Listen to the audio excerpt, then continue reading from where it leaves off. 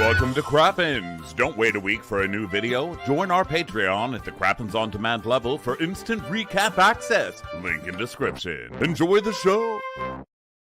Hello, everybody. It is Silas. Welcome to What Crappens, a podcast for all that crap about people who love timepieces in Germany. I'm Ronnie. That's Ben over there. Hi, Ben. Hi, how are you? I'm great. How's it going? I'm great. Silas is back on my television screen on Summer's House, Simon. Martha's Vineyard. Simon, oh, you're right. Silas. Simon. Silas is not. Oh God, could you imagine? Why was I doing Silas as a wacky German guy who likes watches? That's a German man. Okay, Yeah. We're starting this podcast over. Just kidding, because this podcast is built on mistakes.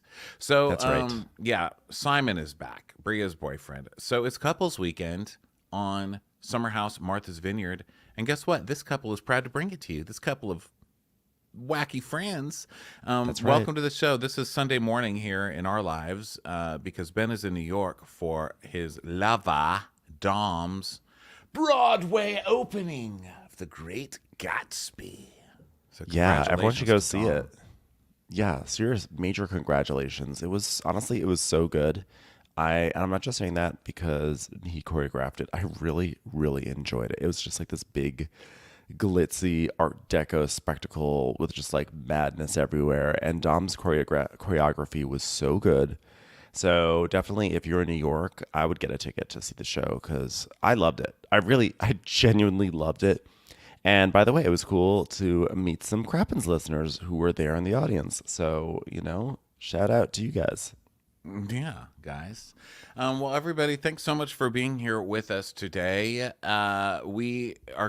going to be an exciting week because this week we're in the Netflix Is a Joke Comedy Festival in Los Angeles. That is Friday night. We are going to be doing a really fun thing. It's our first ever Dwell Hello live show. The Dwell Hello is where we make fun of house hunters. It may seem like an odd choice to do for a live show, but we love doing that show. We think it's so funny, and we're excited to do it live for you guys. It's also a smaller house, so we're going to get to meet everybody and talk to everybody and just hang out. It's also the opening night for the Kookaburra Lounge, which is our friend Katie Cazorla, her new lounge in Hollywood. So we're super excited for her. It's just, you know what? It's just a night of things happening. Also, our face is on some bus or something, which my friend texted me. No. She could not get a picture. Come on, What? Rebecca. No What the way. fuck? Our face is not on a bus. She said Absolutely it's somewhere. She said it's like on a billboard or a bus. She just said I was out in What? Hollywood and saw your face on something. She didn't get more Get specific out. than that. Yeah, so I don't know what Get it was. out. I'm assuming it was some digital thing. Yeah, that's probably what it was. Which I'll be on a digital. What do I care? I doubt it's like a paper billboard or something. But you know what? We can dream because Yeah, I don't no. really know the answer. So as far as anyone knows, it was a movie picture in front of the Grauman's. Okay, get off my ass.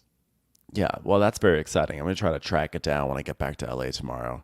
But also, just one little piece of business about this whole show is that we did learn that there's only about 25 tickets left.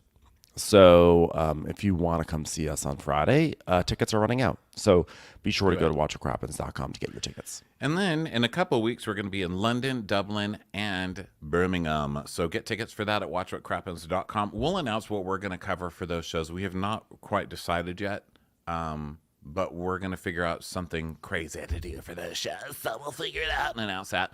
But come. And today, it's Summer House. Tonight is Crappy Hour for you guys. Monday, 5:30 p.m. Pacific time. Over on Instagram Live. That's our live Bravo News show every other week. Okay, Ben, let's get into Summer House in Martha's Vineyard. Wait, can I just start with telling a quick story about here in New York? Because this city is deranged. So yesterday, Dom and I were walking someplace. We walked out of his building, and we walk out on the street, and there's already someone who is a little unhinged. Someone who has their, they're just in their own in their own reality right now, and he was just. I love yelling. you trying to be so not cancelable, trying to describe an insane homeless person Screaming in New on York the street. City, but you don't want to say insane or homeless. And listening to you try to find other words for it is hilarious. trying to be- and very 2004. And I'm trying Keep to be going. very friendly before I make fun of this person. So we walk out on the street, and there's like it's like you immediately hear this a guy yelling, "Jealous, jealous of what?" And he's screaming. He's like he's all the way across, you know. And so you're like, oh God, New York City. It's such like you walk out the door. It's such an assault. It's like, jealous of what? Jealous of what? He's screaming this, and then he walks towards us. It's like, oh God, now he's walking towards. He's like, jealous of what, bitch? Jealous of what? And then we like sort of walk by him, and then he starts like sort of stomping and starts coming up really close behind me. I'm like, oh my God, this guy's gonna like punch me or something. And then he goes, jealous of what? Your ugly leather pants. And I was like, So it was did a this guy Crappens just? listener. I was like, did this guy just quote Sutton Strack? And he starts doing it over. He starts going, "Your ugly leather pants. Jealous of what? Your ugly leather pants." I was like, I cannot believe this man is like rage quoting Sutton Strack right now. It's the funniest thing. But he's and then I tried to like walk. Sutton at you. I mean, that has to be some kind of Bravo person, right? That shit's hilarious. That's probably Sutton's old assistant that we don't see anymore. It probably was. And then I tried to like step away from him, but then I actually stepped sort of like into him. And then he was like, jealous of what? And he goes, oh, I'm so sorry. I'm so sorry. I'm sorry. I'm sorry. And then like we sort of like separated out again. And then it goes back to go, jealous of what? He like became extremely polite. I was like, knowing New York City, it was probably a method actor. Well, you know, I'm glad to know that Bravo has no neighborhood. You know, that's always been my favorite thing about this channel. All right, so here we are. It's day 9 in Martha's Vineyard. Everyone's waking up. Amir's doing some odd stretch. You know, a lot of people on this show love getting naked and fucking for the cameras. It's like some, I don't know, what do you call that when you like showing off? You're exhibitionism. You're an exhibitionist or whatever. You know, it's a kink, it's a thing. And it's kind of fun. Amir likes doing stretches where he's just stretching his butt cheeks openly to the camera in his underwear. What the fuck was that? I mean, I didn't mind. Listen, it wasn't a complaint. I just thought it was odd to put your butt right in the camera and then flap your butt cheeks open and closed. Yeah. It's like a slow hello from Milan. Like, hello. Hello, neighbors. Hello. Yeah, those cakes were out. Big old cakes. I felt like I was watching Top Chef Just Desserts because the cakes were out. So Summer decides to call Nana. It sounds like Nana's about to have a procedure and her sight is not going to be what it was for the next few months. And Summer tells us that Nana's like one of the most important people in my life, and she adopted me when my mother struggled with addiction, and growing up I didn't have a father. So now it's like the Summer's sad backstory moment of the show. Yeah, and it's the whole episode is kind of themed on this, and I thought it was interesting that this is kind of centered around Nana when the entire episode watching Summer, we're all just going, nah, come back, Summer, come back, Summer, come back, nah, Summer, nah. It was a rough one for Summer this week, guys. So yeah, she has, brace yourselves. You know, she has emotions. Summer has emotions. Also watching this show, you know, the regular Summer House and Vanderpump Rules. The big thing I'm always trying to figure out what they're doing drug wise on these party nights, because sometimes they just lead to this and it leads to the nonsense fighting, and then we start taking sides in the fighting, like who's right and who's wrong, and we get so serious about it, we get so worked up about it. And you know, I've told you many times on this show, at the end of the day, we're fighting over someone else's coke rage, and coke rage really has no bounds. Now, am I accusing Summer specifically? No, not really. I don't know what they're doing at these parties, but at these parties, or at the end of like go out nights, is when she tends to have these episodes. So something's going on there. Might just be your regular old, you know, Sutter Home or whatever. But well, you know what? Do people still drink that? Sutter Home. Sutter Home. Isn't it Sutter Home Companion or something like that? Or just Sutter Home? I'm sure they do. Well, at the very... Jealous of what? Your ugly leather rosé? At the very least, she can't handle her alcohol very well. We can definitely say that. So, yeah, it's a lot of Summer. You know, it's interesting that you talked about how on Summer House we get into arguments over people's coke rage. We take sides. So not we get into arguments. We take sides over people's arguments. What's interesting about this show is that there's no arguments. I mean, there's like fight, little spats, but there's nothing there's nothing for us to really take a side on these days, and I'm really would love it if someone could do something and let us take a side on something, because it's like we're taking a side on whether or not like Summer is entitled to be annoyed at something that we sort of like. Should Summer have flipped out about the rules of Never Have I Ever? It's like, okay, we can debate that. I have to say, I'm kind of liking the low stakes of this season of Summer House Martha's Vineyard. I do find it just to be an enjoyable sit. Yeah. I mean, I really like this cast, and I enjoy just watching them, but like not the show doesn't really have a villain, and you could see that they're trying to bring in villains. They're like desperately trying to bring in Mariah and Phil, and but the show is also very concerned with people's safe spaces, and so as a result, we're just kind of, hanging out watching people's summer vacation. So Well, when we watch these shows normally, we're like, oh my God, we start therapizing, right? We're like, oh, well, this probably happened in their childhood. And, you really need to work on this issue. And, we can, as an audience, I think all feel just so smart because we're watching these people and understanding their mental issues. This show, they know their mental issues. Like they're all so in tune with it, and they all go to therapy. And they've all worked through so much that anytime a fight arises, they're like, "Well, here are my feelings, and I respect you very much." And then they're like, "You know what? I choose to honor my own safe space and remove myself from this situation." Like you're on television, okay? Drop that shit. Leave the therapy at the door.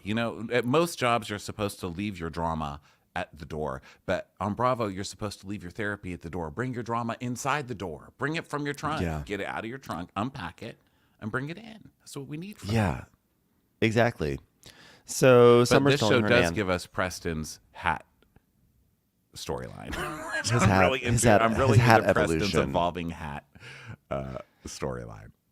Exactly. So Summer's talking about telling her Nana that there's like a lot of arguments, and I try to show up for people to a fault.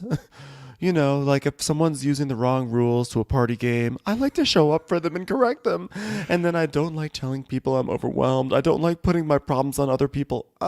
You don't like doing that? Like you've literally had a meltdown every single night this show for this Not season. only that, but you're sitting there and you're talking. First of all, whenever somebody is like, "I'm just too good of a person," I LOL while they're crying. Second of all, you're sitting there talking to a woman who is blind. She just went blind, and you're calling her with, never have I ever drama.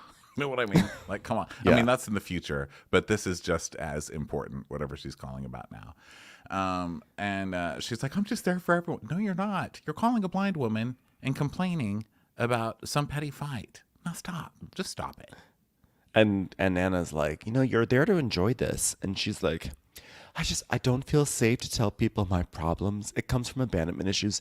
I'm like, I feel like you've told us all your problems all summer long. And she's like, it talks about how her mom was taken away because she couldn't take care of Summer. And she's like, and then a lot of emotionally unavailable adults took care of her after. So she doesn't know how to let people take space for her without feeling the burden of their lives. And she tries to suppress it in her feelings, but it's just not healthy. Well, tossing Amazon boxes is. So I hope she starts doing that soon. So she next we go to Nick trying to pick the closet lock because the closet's locked from the inside. Which I don't know why that's a thing. Like why there's a lock on the inside of the closet, but there is. Yeah. So is it the pantry? Is it a closet or a pantry? I don't couldn't figure it know. out. I don't know what it was. I was also impressed that he picked it. I never quite learned how to pick a lock. Did you ever learn how to do that? No, it's so hard. Well, I learned how to pick a household lock like he was picking, when I was a kid. Because my parents used to always be like, "It's adult time, don't come in here." And me and my sister were like, "What does that mean? Fuck that. That's not fair. Adult time. Adult time is bullshit." Of course, we weren't talking like that. We were like 4.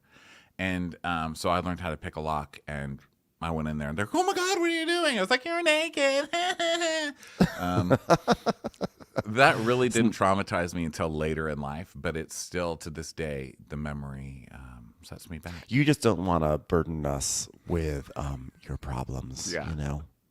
You don't. You feel you don't want to take up space because you've been through a lot. Yeah, guys. So I don't want to put the vision of my parents, 80s like crazy bush into your minds, but it's still in mine. So just imagine it and sit with that for a while, and let's just all never have sex again. Okay, great. You're welcome. This is why you shouldn't pick locks. Okay, locks are locked for a reason. Locks are locked Someone for made a reason. choice. There was intentionality. So he's like, God, who would lock the door from the inside? Now, my family would lock the pantry door from the outside if they could, because I was always in that shit. And Amir announces that it's couples weekend, and people are going to bring their significant other. So who's going to be positive? Which I love that Amir has to say that, because his girlfriend is a psychopath. Okay, and I know that's probably not the nicest way to phrase it, but this lady is crazy town. Okay, we've seen a little snippets of her on their phone calls. This is not just fiery. When people are like, oh my God, she's so fiery. This lady is going to burn him alive if he ever fucks up. I'm telling you that right now. She is terrible. So he's like, so we're going to be positive, right? We're going to be positive, because he just wants to smooth over any conflict. He wants like people to get along with her, and he wants her to get along with, because if she has a bad time, she's never going to let him go back for season 3, right? So, but we've also seen that he is one of these typical Bravo men who, now listen, we've always liked Amir on the show, right? But we can see very clearly what kind of guy he is in this episode, I think, at least to me. He's a typical Bravo guy who finds someone with very big personality, and then he pokes at them. And we find out later that he's been telling her how much everybody wants him, et cetera, in the house. So she's coming ready because he's gotten her pissed off already, right?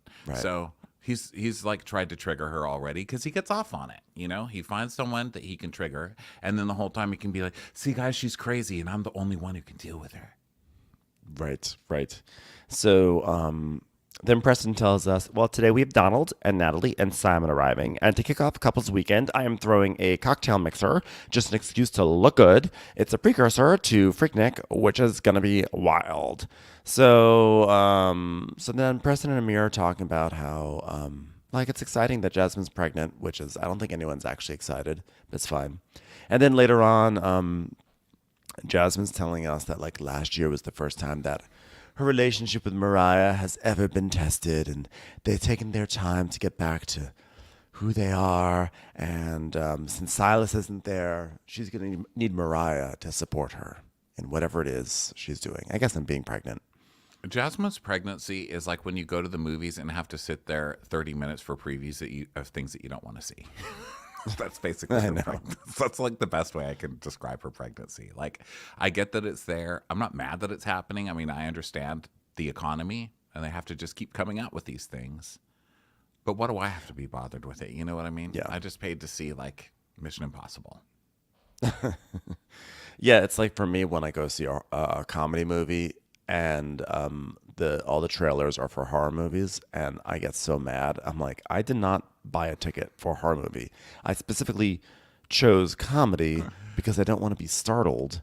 And what you're doing is you are startling me with your Insidious number 9 and your who knows what else terrible horror movie, The Nun. The Nun Goes on Vacation. I don't need to see all these horror movie trailers before my comedy, which is half the reason why I stopped going to the movies. I'm like, I don't want to be terrified before I see my comedy. And that's kind of sort of the same thing, I think. Yeah, and that's our way of saying, Silas, please don't get people pregnant. Okay? Yeah, and that too. So now Noelle's like, is it hot out here? It sure is hot. And Alex is out, doing his meditation. He's meditation cosplay. He's listening to a CD Discman or something, going, It's just his own voice, probably.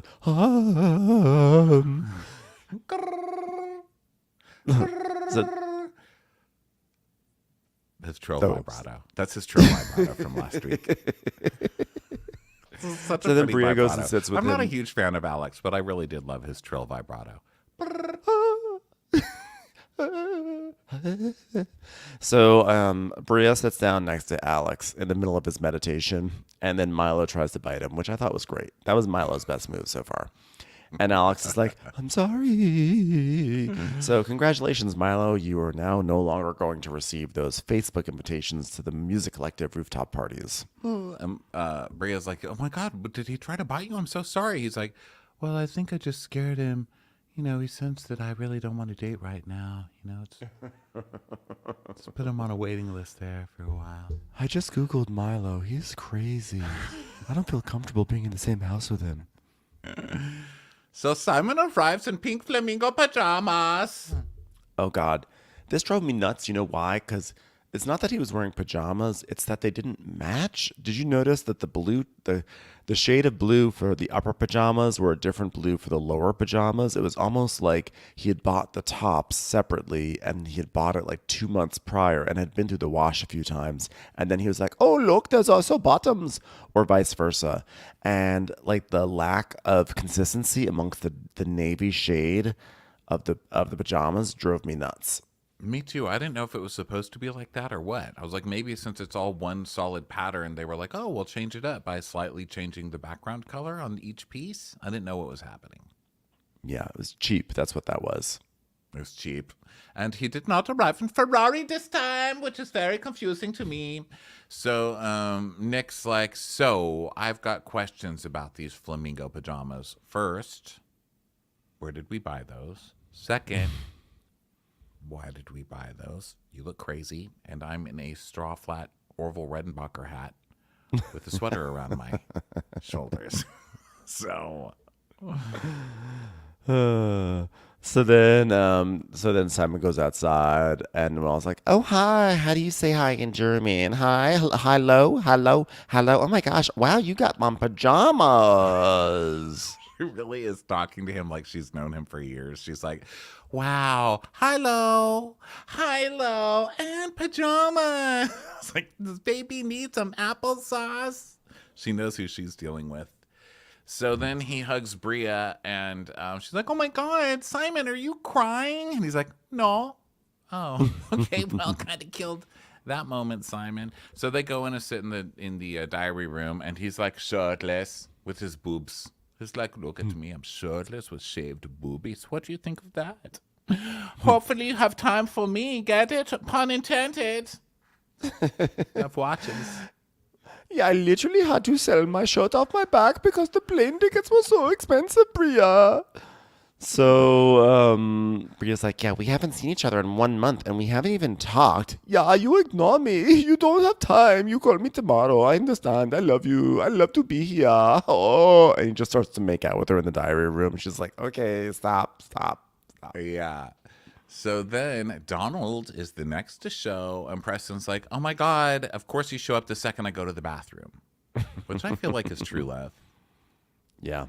Anyone who truly loves you will call you while you're on the toilet. That's just how it is. Yeah. That's usually when my parents call. Me too. I'm like, all right, settle on down. And then the phone calls, and it's like, it's dad. Me too.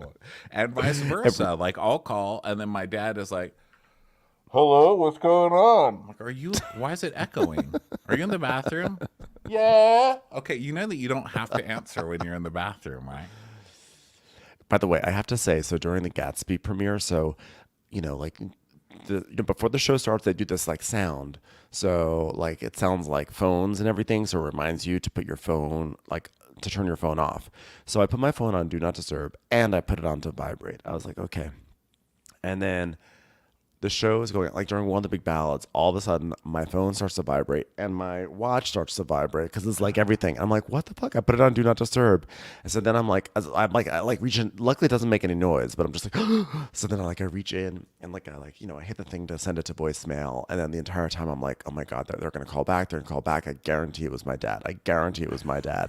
And I was like, I wanted to like go in and put it on airplane mode, but then the act of taking out the phone would that's like distracting, and I'm like around everyone who's like very important on the show, so I don't want to be the plus one that takes out their phone in the middle of the show. So at intermission, I like pull out the phone, and of course it was my dad, and he was like just calling to say, hey, hope the premiere goes well tonight, like it's like you called during the premiere, Dad. Always, always. Parents always know when to call at the least opportune time. But we love them. We love them. We love them. So let's see. So then Donald shows up and he's cute. And Bria, well, I don't know, it's just this show, it's a summer house show. So some people are like, I want to get drunk. And then some people are like, oh my God, it's a pool. And then Amir's going to go get his girlfriend. And then we see that Preston's man, Amir is taking flowers to the airport. And Bria's like, oh my God, Amir, you got flowers for your girlfriend. And Simon's like, oh my God, I'm sorry, I forgot. I put it on a reminder note on my iWatch, but unfortunately my iWatch is a Timex from 1927 for sale if anybody wants it right now from eBay. So then Bria is like a little feeling, she kind of feels a certain sort of way because Phil is on the island. And she just like wishes Phil could come to Preston's thing, his cocktail party. It's actually Jordan's thing. I wrote it down wrong. Oh no, you're right. Preston's cocktail party and then Jordan's Freaknik party. Jordan's is the Freaknik afterwards. Guys, why do I doubt myself? Go ahead. No, you did a great job.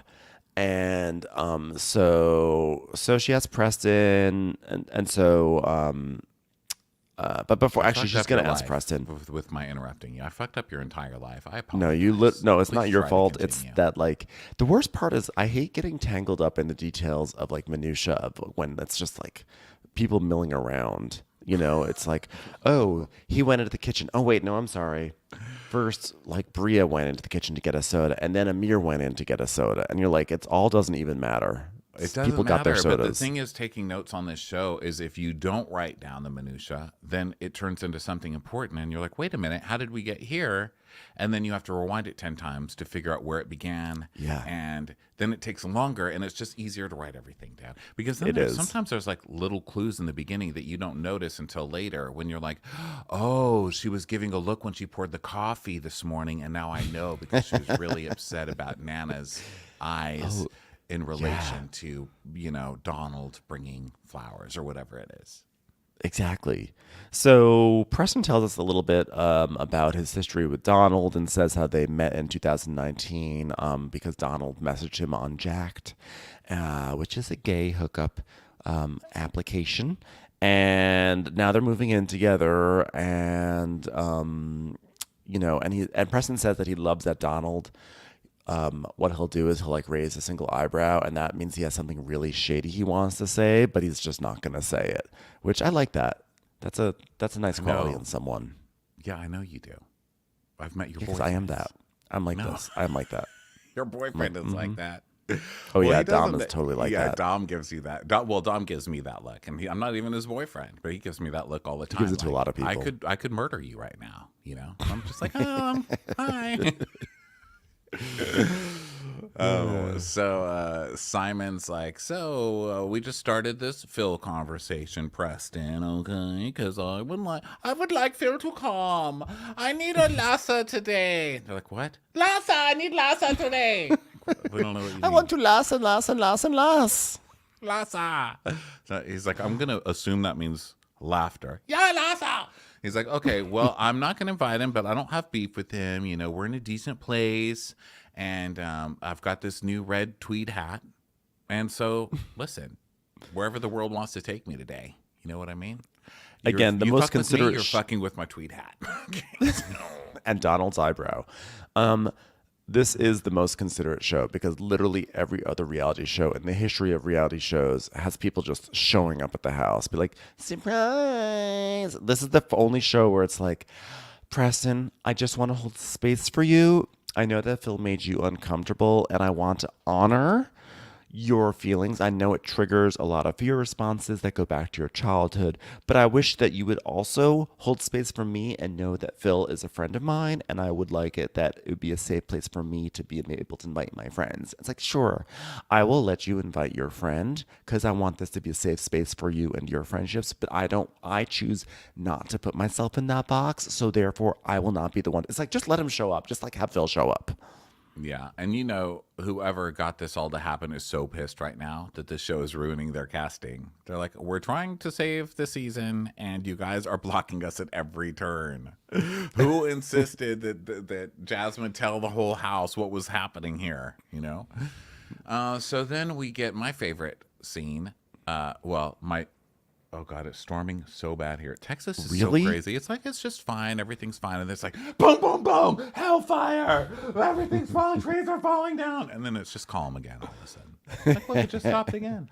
It was like God just decided to pass by, throw a bucket of water on the house, and just keep walking on. He's like, okay, just wanted to remind you I'm here. On God. Thank you. Okay, anyway, the beginning of my favorite set of scenes, the Amir and Natalie scenes. So they're coming back from the airport, and she's like, they're holding hands, and she's like, my handsome boy, I miss you. Dun, dun, dun. She's just looking at him like, I'm gonna fucking kill you. My eyes are microwaves, and right now I'm cooking your insides. But her voice is like, I've sure missed you. But she's also the sort of person that says things like that, and you know that she has a response that she wants to hear, and it's up to Amir to be able to guess what it is and say it exactly correctly. So he's like, and he says, he's like, okay, so here's the 411. Summer is very touchy. I've seen it with all the guys in the house. Just letting you know. Okay, so I villainized one of the women for you. Does that make you feel better? Yes. You know, I noticed that already. I told you I noticed that she's very touchy. I don't like it. He's an asshole for this, and he's already got her riled up before she comes, and he's like, I just want to remind you that you need to start fights over me. And then she's like, you better not let her flirt with you. They're in this whole delusion that everybody else wants to date them, but they're lucky enough to be dating each other, and if they let anybody else into their dating each other thing, I don't know what it is, but you two need to get the fuck over yourselves, okay? Fight amongst yourselves. Don't go start fights with everybody else in the world because you can't handle your own hotness. Yeah. Well, actually, I think what Amir's doing is a few things. First is that he is trying to give himself a pre-excuse for if like he and Summer are handsy and Natalie's like, why aren't you touching her like that? Why is she touching you like that? Why nah. This way he can be like, oh no, this is just her thing. She's handsy. Like, don't worry about it. But he's also at the same time setting Summer up for failure, right? Because he's definitely planting the seed that like Natalie should be like careful around Summer. I think he's doing the good old-fashioned fuckboy thing of pitting women against each other so he'll feel hotter. And you have to remember, this is also a guy who works out 19 hours a day and is extremely good-looking, but also has the short factor, which is, we all know, is a huge insecurity in men. And he spent last summer getting humiliated on TV by going for the other hot person in the house, or the other model hot person in the house, and getting completely rejected. So now he's coming back on TV, and he's like, not only do I have a hot girlfriend, everybody in the house is fighting over me. That's what I think. And it's sad. Because, Amir, you shouldn't have to stoop to these levels. You work out enough. You shouldn't. That's mean to say to These him. are homely people levels of stooping. That was you're really going to say to Amir stooping down to a level? That's just cruel, Ronnie. Oh, never mind. Oh, so you're not stooping. Okay. Sorry, that was my bad. Could you pick up my keys while you're down there? I hate bending over. So Bria, like, he has a huge insecurity, and then we just go in. He deserves it today, though, because normally he's nice, but this whole, like, I'm going to pit women against each other to feel hotter. And also to make I'm going to create situations that don't exist so my girlfriend feels like I'm fighting dragons for her. So silly. Now, that being said, we then go back over, and Bria's like saying, so is this the first time that we're going to be meeting Natalie? And Summer says, oh, I met her. She was very standoffish. I was very warm. And she was like, ew. I'm like, okay, I can imagine that Natalie was standoffish for sure, but let's not act, Summer, like you were very warm. We have yet to see you actually be very warm. That's the whole irony of your name, is that your name is Summer, and you have yet to be like just a bundle of sunshine this entire season, or any season. Yeah, but I think she was sensing the true vibes from Natalie, because we see Natalie's vibes. We see them very clearly. I mean, she's giving them the whole episode, and I can be like, I can see Summer being like, "Hi there, I'm Summer. I love inner peace and generally on key musicianship. How about you?" And her just being like, generally on key musicianship. Well, I mean, the thing is this: Summer is basically the Aubrey Plaza of this show. So, like, her ability to be like very warm is pretty limited. Like that, it can really only go so far. And so it's just funny to me that she thinks that she's being super warm when she just doesn't really have that ability. That's true. She is kind of a frowny face. Yeah. So then, Amir's assuring, why am I calling her Vanessa? Natalie. He's like, She has Vanessa energy. She feels more does, like right? a Vanessa than a Natalie, for sure. I might call her Vanessa a few times in this because she does have Vanessa energy, and I'm not sure why. I've never known just a does. fiery quote unquote Vanessa, but here we are. No, she has a huge Vanessa energy, 100%. Huge So- Vanessa. Huge Vanessa. That girl is, if anything, that girl is a Vanessa. I'm telling. So Amir's like, if you feel anything going on, I just want you to know, babe, it's me and you. Okay? If you feel any women flirting with me, they can't help it. It's just nature, babe. Okay? But at the end of the day, I choose you. The whole world may be choosing me, babe, but I choose you. I just want you to know that. Why does he sound like he's about to go in and like storm Osama bin Laden's compound? Okay, like you're going to a summer house. The terrorists are just all people who want to bang me, though. So. If anything goes wrong, just remember, I always loved you, and Summer was the handsy one. So Tell our children. Summer was Zero the handsy Dark. I don't know. I thought there might be a pun I could make. I'll just say Zero Dark Dirty. Hey. I'll So stop then now. back to Summer gossiping. She's like, I mean, I understand, like, if that girl, if not Vanessa, if Natalie has something with Jordan, because, like, her man liked Jordan, but that had nothing to do with me. So I hope that she's not upset with me. And Preston's like, well, but maybe her reaction isn't you at all. Maybe her reaction is her. Okay, you know what? Can we just think someone's a bitch? You know what I mean? This is like, stop can we just- therapizing everything to the point where I can't even call somebody a bitch. It's like, I know. she's a bitch. Well, you never know.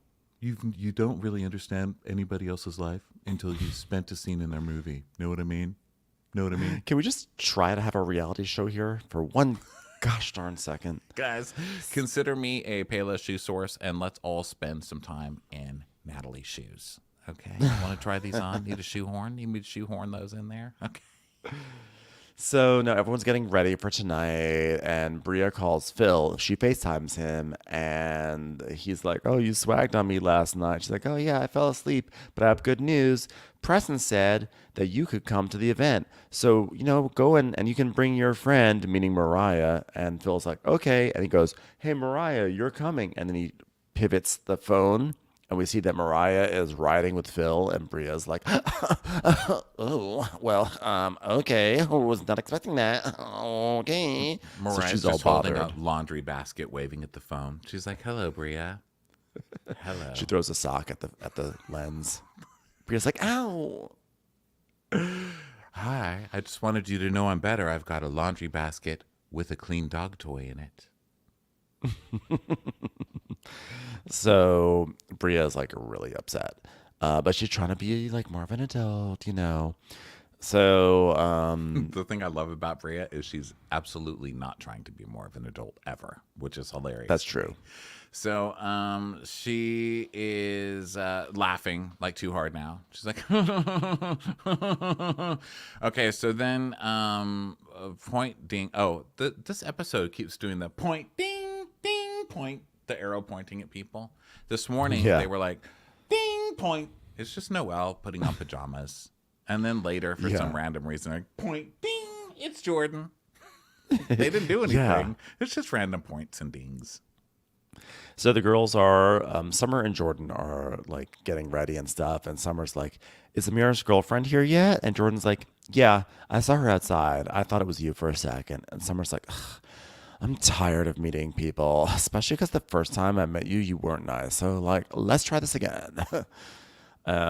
Which, by the way, I get that. Like sometimes you just don't want to meet another person, but also like, don't be like rude about it. It is like the guy's girlfriend, even though she is, as we all know, the worst. So clown music as Natalie comes in and meets people, and Amir's showing her around, and he's like, "My relationship with Natalie, it's the most important relationship I've had to date. But she also challenges me. which is hard to do because I'm a very strong individual. And by strong, I mean like a magnet where people are just falling all over me, taking off their shirts constantly. But Natalie is a strong ass bitch. So, wait, I don't want to say bitch. I will say chick. She's a strong ass chick. I respect women, even the ones taking off their bras every time I walk into a room because they can't help it. I mean, God bless them. It's nature. So then Amir is like, "Hey guys, you guys want to come and meet Natalie? She's super cool. She's like so fun. She just can't wait to meet you guys. You want to come meet her?" They're like, "Yeah, we'll be right out. We'll be right out." And then basically they just never elect to go say hi to Natalie. It's so mean.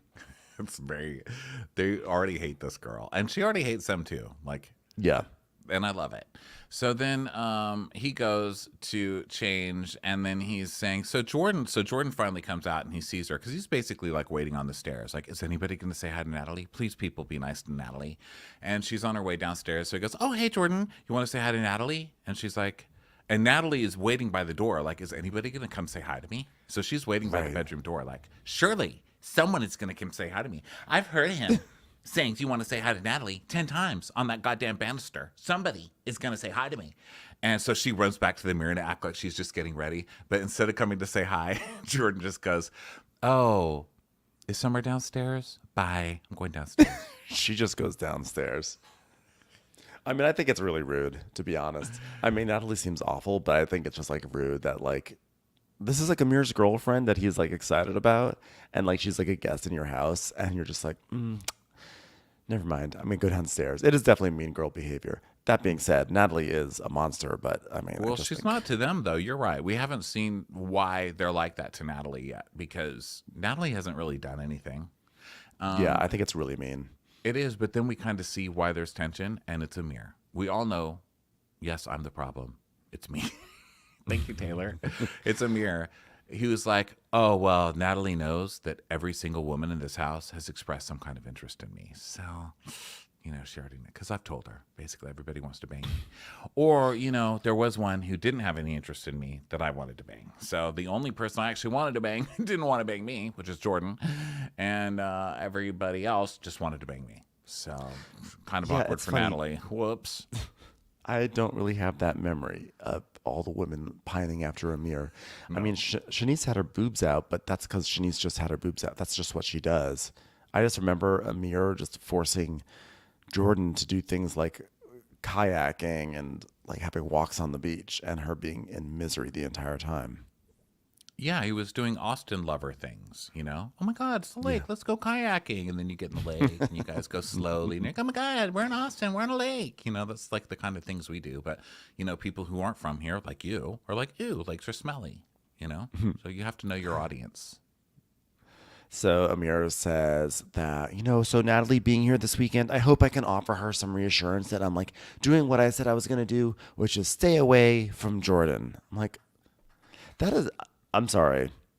The fact that like Natalie is insecure about this situation also when Jordan was so above and beyond not into Amir, but she's still insecure and that somehow Jordan is like oddly the bad guy here. No, that doesn't make sense. So the pendulum swings back to Natalie and now my rage focuses on her for this rampant insecurity. I can't agree with you on that one. I think she's mad because he's making her mad. He's like, she doesn't know anything going on in that house. Why would she give a shit about Jordan? If she watched his show, she sees that Jordan is not even a little bit into him. So whatever she has in her mind is there because he's planted those seeds, I think. So like, poor fucking Amir. Well, I mean, like, I think why is he so insecure? I mean, height. Well, I guess never mind. That question just answered it. So well, I think go on, I mean, I think that probably in reality, it's not about Jordan being the bad guy. It's about like Natalie feeling insecure that Amir still has feelings for Jordan. And so he can't even go near Jordan because it could make Natalie feel insecure about her place with him. But all that really does is just make Jordan the villain. And it's like, that's not fair to Jordan, even though Jordan was now just super mean to Natalie. I was going to say, Jordan is pretty villainous on her own. I don't know that she needs that much help sometimes. I don't know really what I'm arguing about. I don't either, but it's fun to argue. So just keep it up. Whatever you're doing, keep it up. I like getting feelings during this. So I know, then it's Amir exciting. and Natalie is like, so Amir's like, so you're giving a look. What's that look for? You're giving one, right? Is that a look? I don't even know if it's a look. It is a look. Are you getting good vibes? And she's like, uh-huh. Inside you're boiling. Your heart may be beating now, but it won't be beating long, because I'm saying a spell that will explode your heart. Everything's fine. So now they all get into vans to go to this cocktail party, and they hit a pothole, and because Alex is driving, of course, so of course he drives into a pothole. He's like, ah. And then they get there. Friends are there at this like rooftop bar where this cocktail party is happening. And then they're talking about Freaknik because they're doing a Freaknik party later on. And Noelle is talking about how her dad was always at Freaknik and all that stuff. And she says that's maybe how she talking about was Freaknik. conceived. That's so funny. So then basically they all go to the party. Mariah arrives. Nobody really says hi to her except Jasmine. And, you know, because Phil and Mariah are coming. They're really, I mean, Phil I can see being villainized because Phil really did tear through that house like a villain. Yeah. But Mariah didn't as much. So I don't understand why they're treating Mariah like that. But maybe it's because she's coming with Phil. Who knows? But Nick is like, listen, how do I feel about him coming? Phil and I have only been in the same space once. One time, okay? I go to Wimbledon. I go to the Kentucky Derby. I go to golf. I go to tennis. I'm in Tokyo. I'm in London. I'm in South Africa. We don't do the same things. Okay. Is this the second season in a row that he's bragged about the Kentucky Derby? That's like literally the first person I've ever heard being like, I mean, I go to the Kentucky Derby, so sorry, don't know your name. He's like, it's like being in a public space, you know? And there's a person there. How's that going to affect me?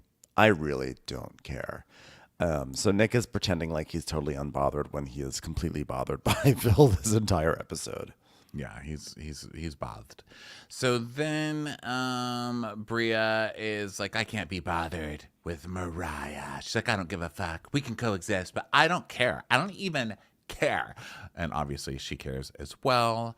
So then Phil is gonna go start apologizing to people. So now's apology hour. So he goes to Preston for hugs, and meanwhile Amir is hugging Mariah, and he's like, yeah, well, this summer Mariah and I have exchanged some messages, and God, just trying to get Natalie to believe that we are not in love has been a lot. But, you know, she was apparently pretty upset with me because of last summer. And then they put the actual text on the screen, which is Mariah saying, I've been trying to give you some time at Amir. It's disappointing that you haven't been man enough to take accountability for putting the dog's clothes inside of the dryer. I heard it from others and waited until episode 3 to see that it was actually you. And you could have at least mentioned it. But the fact that you watched two black women argue, and that could have went left real quick, voted, hugged, have seen multiple times, etc., and didn't speaks volumes about your character. And then he gives the therapy speak. Hi, Mariah. Thank you for texting me instead of taking this to the group chat to resolve, since this is how you feel about me.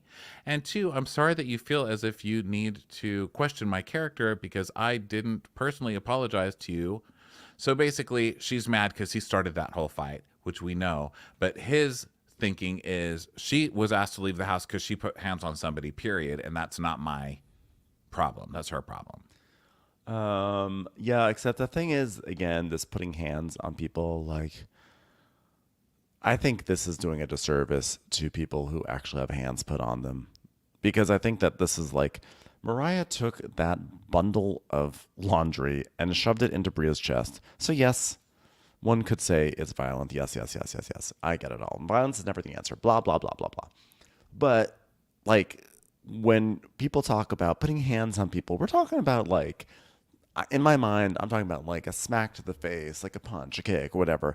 And I just feel like this has been elevated into like the crime of the century. And I do think Amir should apologize because 2 women were going at it and someone got kicked out of the house because of it. Well, no, she got kicked out of the house because she shoved the laundry into Bria's chest. She didn't have to do that. No, she definitely did not have to do that. But I just don't. I don't know why he didn't step in that moment and say, "Guys, it was actually me.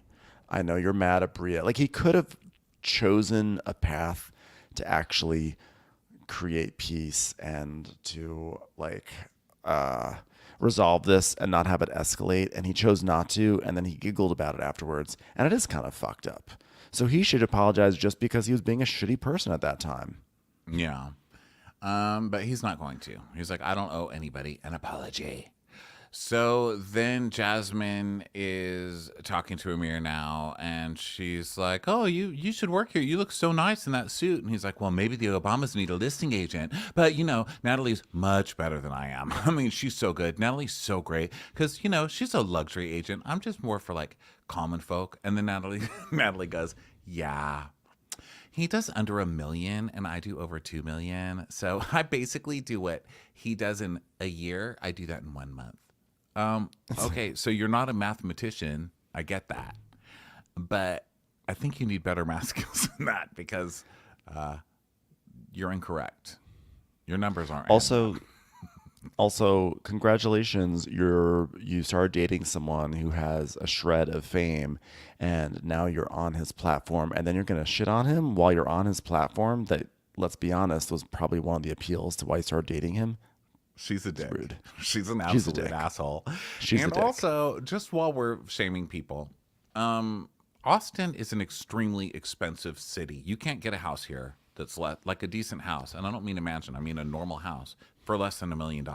So I'm so confused. Do they mean $1 million in commissions? Because $1 million in sales is maybe one house, maybe. And 2 million must be two commissions houses or one house. So I'm confused. It must be commissions. I would like to watch one of her videos now because I'm always amused by Amir's videos. He's always like, hey, you looking to make a splash in Austin? Well, this house has brand new cabinets and a great kitchen island and a bedroom that will be great for romance, but also getting away from the world. So if this is interesting to you, reach out to me, Amir Lancaster, and I'll be the one to put you in the house of your dreams. Yeah. I just want to see what hers are like. So let's see. So then, dun dun dun. So Bria and Mariah are talking now. Okay, so now it's the Bria and Mariah apology moment. So Bria's like, so how you doing? And she's like, well, I wanted to actually check on you. How are you doing? I feel like that's what's really important today because I just want everybody to see that I'm coming in here only caring about your feelings right now, Bria, okay? I just want to make sure that you've recovered from what was clearly a very traumatic experience of having a sock pressed into your chest with a little bit of force. And I know that that could be a very difficult thing for people to get over. I know that there's a lot of therapies that people use to get over sock-based trauma. And I just hope that it's working out for you. And Bria mentions that she has tried to reach out multiple times. Mariah has just tried to make up with Bria over and over again, and Bria has just kind of rebuffed her. And so she's like, well, thanks for calling. And Mariah's like, well, I'd love to squash stuff. Now, first of all, I didn't know it wasn't you that put the dog's clothes in the dryer. And the only reason it blew up like that is I'm allergic to dogs. I could have died. And Bria's like, yeah, you said that. And she goes, yeah, and listen, it's not Milo. I love Milo. I mean, the way he rips up toilet paper, eats your makeup, poops on the inside. I mean, what a prince. Great dog. Great. But I just snapped because it just felt intentional. It felt like someone was trying to murder me via dog laundry. And, I wasn't quite sure who did it. And then when I asked you and you didn't say that you didn't do it, I mean, Amir could have avoided a lot. What I'm trying to say is we should both be mad at Amir. Do you want to go over and yell at him with me? I think that'd be kind of fun. Both of us together, reunited as friends, going after Amir, all that fun stuff, fun things. Yeah, but he's going to get away with it because he's hot. So then we see Preston and Nick calling Tasia, and they're playing clown music, which I think is I love when they do that. So then Nat is hanging out with the girls, and they're like, "Oh, so where are you from? Are you from Texas too?" And she goes, "No, I'm from Miami." And they go, "Oh, Miami! Oh, Miami! Wow, Miami! She's from Miami! Whoa!" Yeah. So then Phil gathers the guys. He's like, "Guys, I want to talk." So they all set up and everything, and Jordan's like she's not here for a Phil apology, right? Because she's like, I am not interacting with him. Immediately after we got home from last summer, he was in my inbox or tweeting at me just saying, "Oh, you still mad? I don't like you." Okay, before or after, that's it. So then Phil's like, "Guys, No, he was want saying, you to know." "Oh, you're still mad at me? You're still mad at me?" And she's saying, "Listen, I don't like you. I didn't like you before, and I didn't like it after. So I'm only correcting never gonna because like you." I wrote it badly." So Phil's like, "Guys, I want you to know I'm sorry." And Nick is like, "Yeah, what happened was pretty chaotic. More chaotic than that time I went to the Kentucky Derby and one of the horses went the wrong direction." Am I right, everyone? I'm sorry. No one else does that. No one else does that. Sorry, guys. I forgot what crowd I'm in. Am I right? Okay. I mean, you're all just people in the same space as me. And so Amir's like, "Well, I don't really fuck with bullies. Because if you might have noticed, I'm short. So I generally stay away from bullies. And the way you came in kind of escalated shit." And Phil's like, "Well, that tequila was really expensive, so I drank it because I wanted to look cool. And I honestly don't remember much because I was tequila drunk."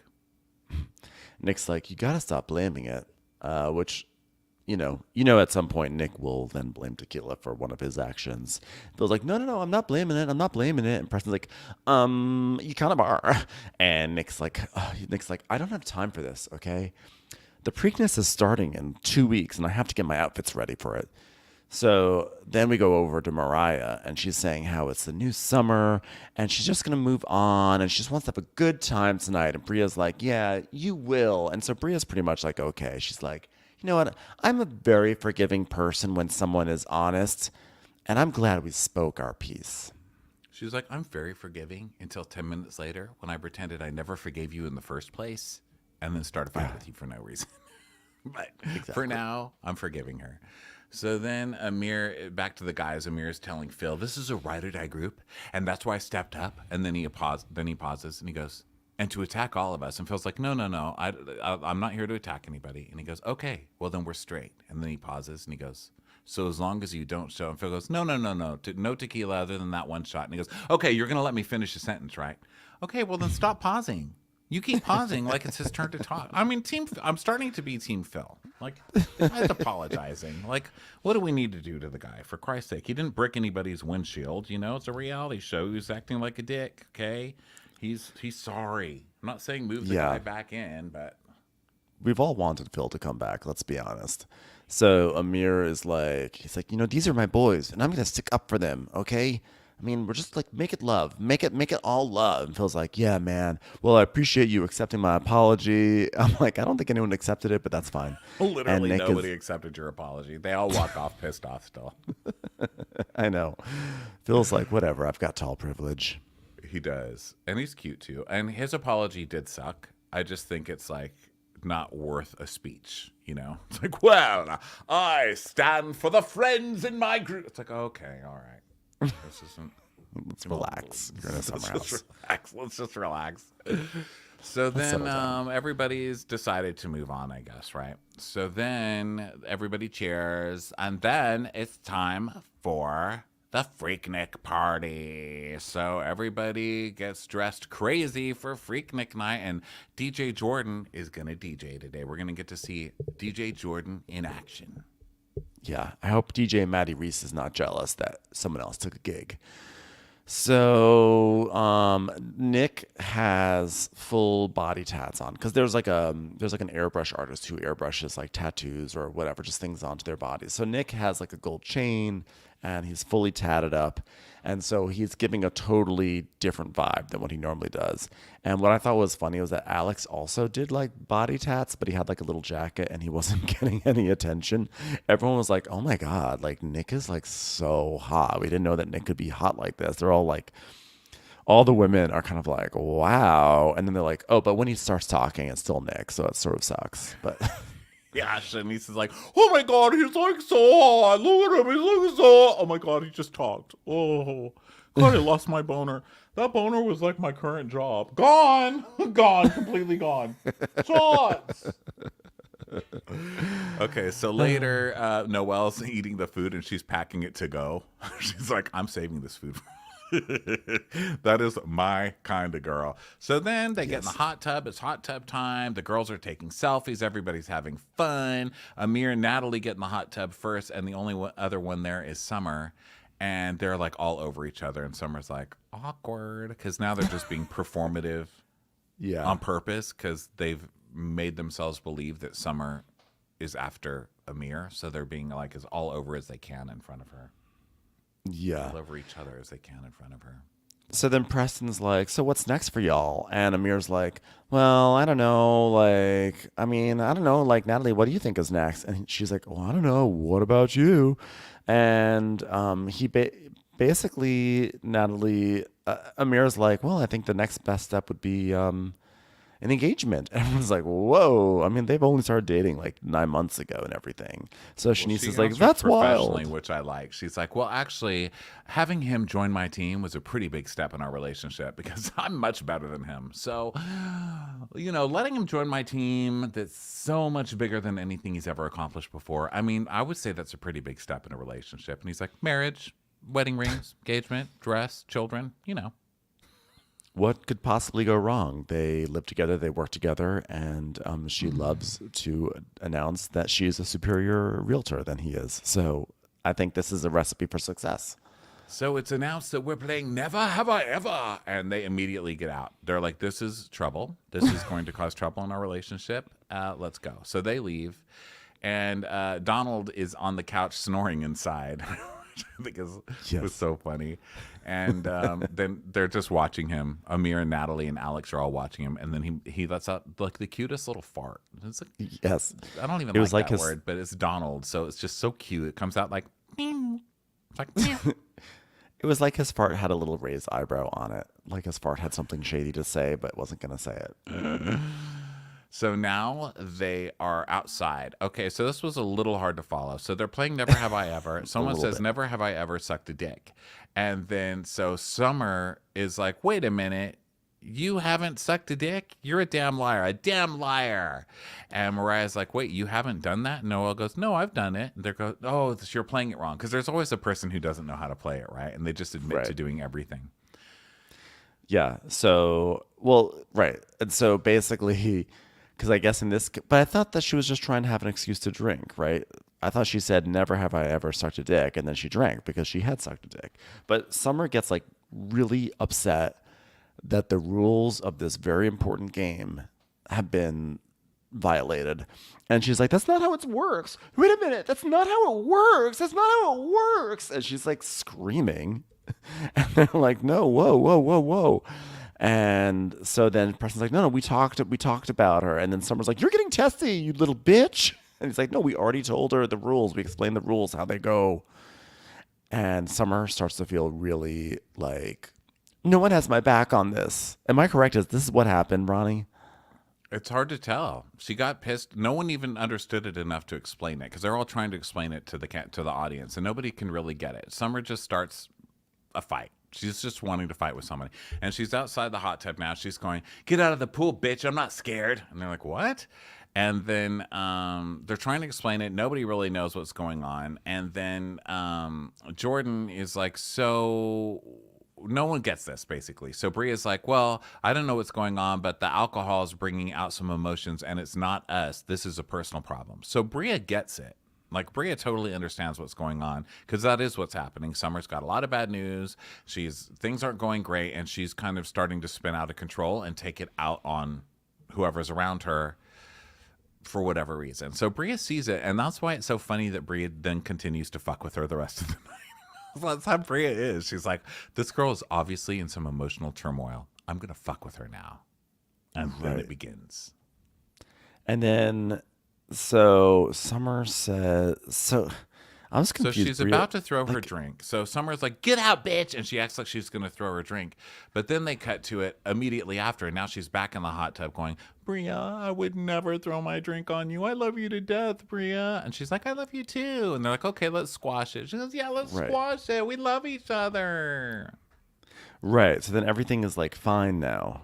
So then later people are going to bed. Natalie goes to bed and then Amir follows her and everyone's inside and people are just like hanging around and Summer like Mariah and Alex are at the sink and Summer's like, why are you doing this in the kitchen sink? We have 4 bathrooms upstairs. And Alex is like, why are you yelling at me? She goes, I'm not yelling. I'm just asking a question. And he's like, last summer, one of the things that was so attractive about Summer to me was that she came in lucid. She was caring and kind. I'm not really noticing that last year. But also I didn't notice the camera when she was taking pictures of me in front of that restaurant. So I don't know. Maybe she's just sneakier than I gave her credit for. I'm a sensitive soul. So, I love so how now people Alex are like, relates everything going on in the house to how fuckable that person is to him. He's like, wow. yeah, and You know, something's going on with that girl because she's not very fuckable to me today. he loves building narratives about how crazy the women are. So now it's bedtime, and Shanice is like in her bed. Like, is this when she's just like eating chicken out of nowhere? But she's like just in her eating in her bed. She's in her bed, and then like Noelle's in there, and Noelle's like in a wig. She's like dancing around everything, and Bria comes in, and they're just like all joking, and they're I guess the door doesn't lock, so saying like, "What's the code word if you want to come in?" Like meow meow meow meow, because that was like what's their the little code band. word because they can see that their friend is still pissed off, right? Because now Summer's walking around the house all pissed off, and so everybody's like, "Oh, like what's the code word if she comes in pissed off?" Because this door doesn't lock, and they go, "Okay, Oh, the that code makes word, more sense. Yeah, they go, the code word is meow meow, and they're still playing, but Summer's coming up the stairs. They keep showing Summer coming up the stairs, so they're playing and having fun, and then Summer comes in and goes, why are you guys leaving me out of everything? And Bria goes, because you yelled at me. Bria, who just said, this woman is having emotional turmoil, is now going to start messing with her. So she goes, what? Oh, meow. Shanice immediately goes, meow, meow, meow, meow, meow, meow. So Summer's like, and I've apologized to you 7 times. What do you want from me? And Bria's like, I'm not going to lie. I didn't do nothing to you. And Summer's like, did I not apologize 7 times and say, I'm sorry, I was drunk? And Shanice is like, and then Shanice is like, and Noelle takes pics and laughs. Huh? She goes, take pics and laugh, because Noelle, meanwhile, is like, there's like a lot of crosstalk because Summer and Bria are hashing this out in like one corner of the room, but like Noelle is like trying on different looks with her wigs, and Shanice is like giggling with her. Right, they're trying to not escalate Summer. They're trying to still have fun, even though Summer's like about to have another meltdown. So they're like laughing, and then Meanwhile, Summer and Brittany are fighting, Bria are fighting, and Summer's like, well, I mean, I guess you guys just have your own friendship, and you guys should just concentrate on that. And so Bria's like, well, that's not fair to say, because you have your friendship with Preston and Jordan. So now they're fighting about who has other friendships. And so Summer's like, I promise you that friendship's not great. Just leave me alone. So now... Yeah, Noelle's to hug her. Yeah, Noelle's like trying God. to. First of all, Noelle's like, because Summer has stormed out of the room, and so now Noelle is like, no, I wasn't laughing at you, because that's the thing, is that Noelle was like laughing because she was in the wig, but Summer thought that Noelle was laughing at her. So now Summer's like, fine, and storms out, and then Noelle's chasing her throughout the house to be like, no, I was laughing because I was in a wig, I was taking funny photos, whatever. And Summer's like, fine, whatever, go have your friendship with them, go be friends with them. And she even says like, Preston just lost his dad, and Jordan is losing her hair, and our friendship is becoming really heavy. And when I see Noelle and Shanice and Bria, it's like what they have is lighthearted and fun, and like there's just an ease, and I'm jealous, and I wish I could have that. I'm like, yes, and the best way to be able to join in on that is to walk into their room and start berating people. Yeah, and then she does what you had mentioned earlier, where she communicates perfectly about how she can't communicate something. She's like, I just feel like I'm drowning, and I'm overwhelmed by life, and I just don't know how to communicate that. I don't want to feel like a burden, How do I communicate that? It's like she's communicating it beautifully, actually. Yes. So then Shanice is just trying to eat in bed. She's just trying to ignore all this, right? So now Noelle and Summer and Bria come back in the room, and Summer's like, I just need to collect my thoughts. Okay, I was wrong, and I apologize. And then it was brought back in. It was brought back up. Bria's like, I'm not mad at you. It's just like I'm being ganged up on and accused of things, which, by the way, is not happening. And Summer's like, I have your back. She goes, but do you have my back? So she starts with her again. Bria. Yes. Bria is finally getting some traction here. She's been trying for weeks. Yeah. And Shanice is like, what has she not done? And Bria's like, I'm going to keep my mouth shut. So Summer's like, Bria, this is your girl. This is your girl, Noelle. This is yours, Noelle.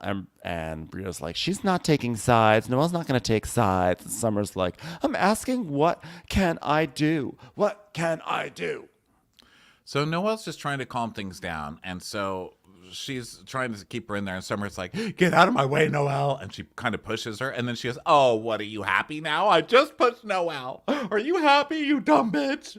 This is why your man doesn't fuck you, you dumb bitch. It's like, whoa. So everybody's like, what? Meow, meow. And so then she starts tearing through the house. She's like, I'm so mad. I'm so mad. And Noelle's like, oh, no, please calm down. And then she's like knocking things off table and then like, you know, kind of tossing an Amazon box off of a table onto the floor. And it's like, dun, dun, dun. That's the climax. Upset. Yeah. Will someone ever pick up the Amazon box she just swatted off the console? And that's the end of Summer House in Massa's Vineyards. Everybody, thank you so much for being with us today. We will be back mañana with some Below Deck. And in the meantime, check this video out if you want it over on Patreon and bonus episodes, etc. Right now, we're doing Vanderpump Villa over there. And we will be back. Go get tickets for LA, London, Dublin, and Birmingham over at watchwhatcrappens.com. And we will catch you the next time. We sure love you guys. Bye. Bye.